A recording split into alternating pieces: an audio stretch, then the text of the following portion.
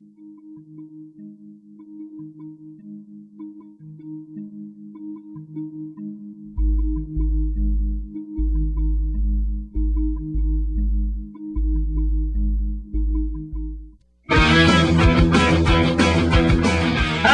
welcome to another episode of The Hobby, the weekly, or try to be weekly, podcast focused on gamers and tabletop board gaming. I am your host, Dan Davis. If you'll remember, I was with you last week.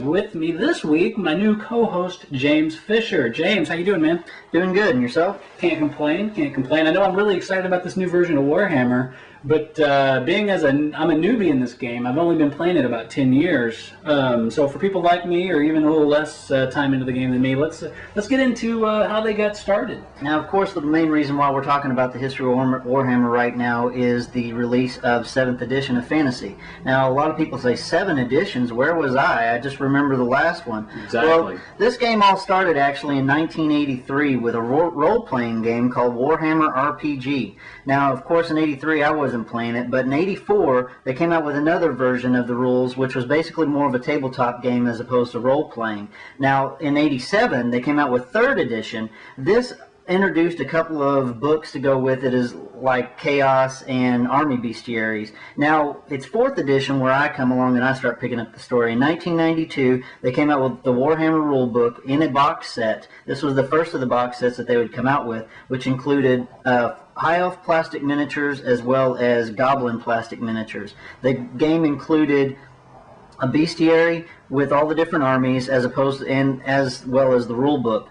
So it's basically 4th edition where they got the idea of saying, hey, let's make it a board game. Let's put everything into one box that people would possibly need to play. Well, it would be nice if they did that, but they actually, for the Magic system, you had to buy 2 other box sets. Right. But as far as actually sitting down and playing the game, 2 armies going at each other, everything you needed for 2 people to do that was in that one box set, right? Absolutely. And then they had like add-on stuff. That's right. The Battle Magic box set came out and followed up by the Arcane Magic set. This is also the first edition that included army books. Each army started getting its own separate book that it could flesh out its troop types and own special rules.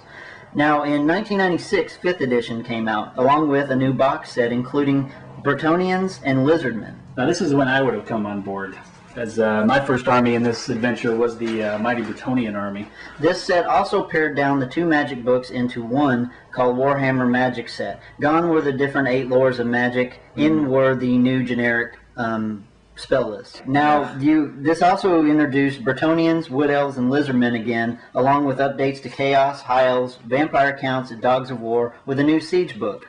This edition really focused on tournament-style play.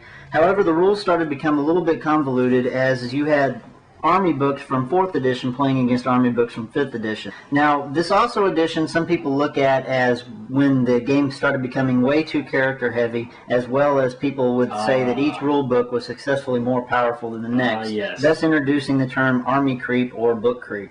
Yes, those would be the glorious days of the character percentages in the army selection. Yeah. Right? That's when everybody could have, up to half of their army points into characters? Unless you were Bretonnians, you could have 75% of your point totals. I wasn't going to bring that up, but yes. Thus bringing the new name of the game to Hero Hammer. Hero Hammer indeed. Where did I put my Hydra Sword? Right. Now, in 2000, along with the Great New Millennium, we get 6th edition, Warhammer, the Game of Fantasy Battles. Once again, we get a 3rd box set, this time going back to Orcs, including Orc Warriors and Empire. This game also included war machines and character models in the box set.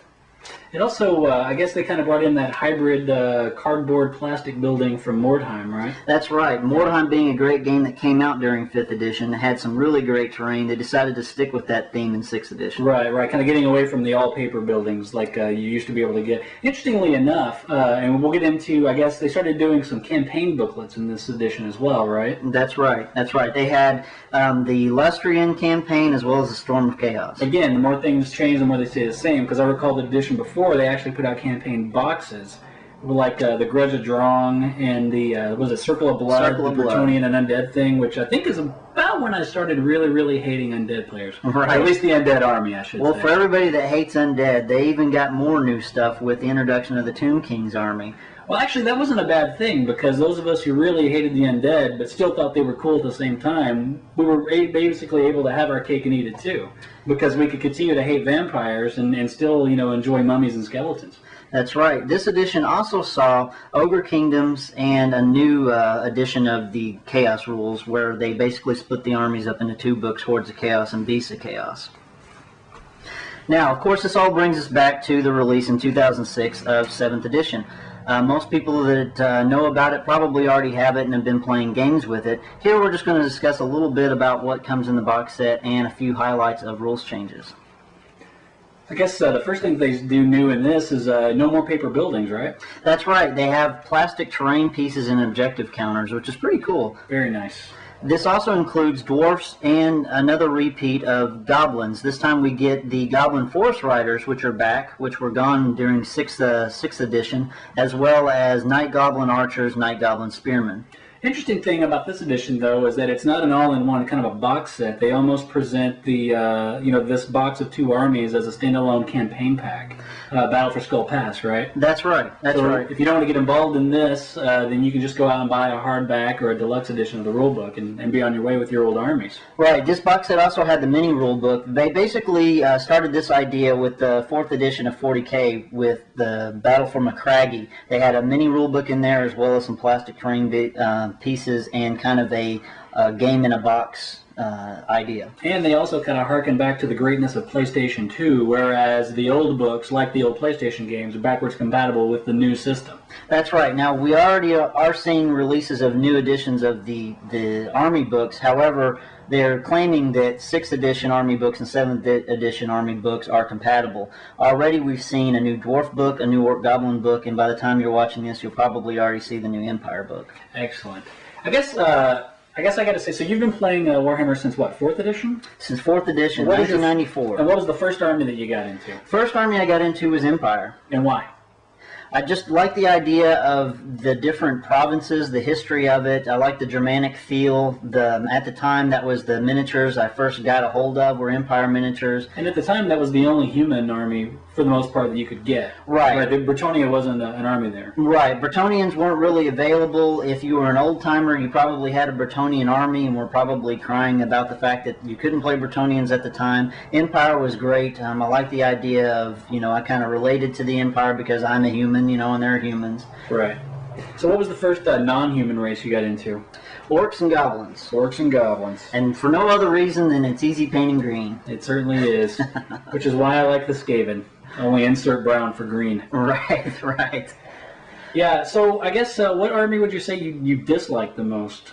I would probably dislike. It's hard to say that I dislike any of them because not because of like you think they're rules or you don't think they're competitive or any of that garbage, but just like like me, those vampires, I hate those guys. Right. And it mostly goes back to when I first started playing the game. I got my butt kicked many times by vampires. Right. So I hate me some vampires. Right. Skaven would probably be my least favorite. Just all the cheese jokes and, I don't know, the whole being afraid and leading from the back kind of thing. Right. Well, I'll tell you what, I think we all agree we love playing some Warhammer, and it's really been really cool getting a little insight on how the game has evolved. Next episode, we're going to get into a different gear and talk a little bit about Flames of War and the new late war book, Festum Europa. We're also going to look back on the past years of White Dwarf and talk about maybe how that's changed a little bit. If you have any comments or criticisms or would like for us to read your emails in the next episode, email us at thehobbypodcast@yahoo.com. And that's up on the graphic. Just email us to the graphic you see. And for Dan Davis, James Fisher, thanks for listening. We'll see you next week.